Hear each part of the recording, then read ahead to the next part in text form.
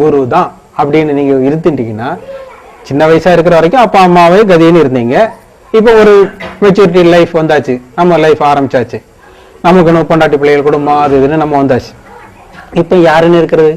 அப்பா அம்மானு இருக்க முடியுமா? அடுத்தது குருவேன்னு இருக்கணும். குருவேன்னு இருந்தா, அப்பா அம்மாவே கதின்னு இருந்தோம்னா, அப்பா அம்மா எப்படி நம்மளை வளர்த்து ஆளாக்கி கல்யாணம் காட்சி பண்ணி வச்சு நம்மளை ஒரு நிலைக்கு படுத்தினாங்களோ அதே மாதிரி குருவேன்னு இருந்தா, குரு நம்மளை ஆன்மீக நிலையில வளர்த்து ஆளாக்கி இறைவனோடு திருக்கல்யாணம் பண்ணி வைப்பார். அதுதான் திருக்கல்யாணம். ஆன்மாவுக்கும் பரமாத்மாவுக்கும் ஏற்படக்கூடிய சம்பந்தம் குருவால மட்டும்தான் நிகழ்த்த முடியும். அதுதான் உண்மையான திருக்கல்யாணம். அதுக்கு வேணும் குரு. நீங்க ஒண்ணும் கொடுக்க வேண்டாம், குரு தான் எல்லாம் உங்களுக்கு தருவாரு. சரணாகதி, எனக்குன்னு ஒண்ணும் இல்ல, எல்லாம் குருவே குருவே சரணம்னு நீங்க சரணாகதி ஆயிட்டீங்கன்னா குரு பார்த்துப்பார் எல்லாம்.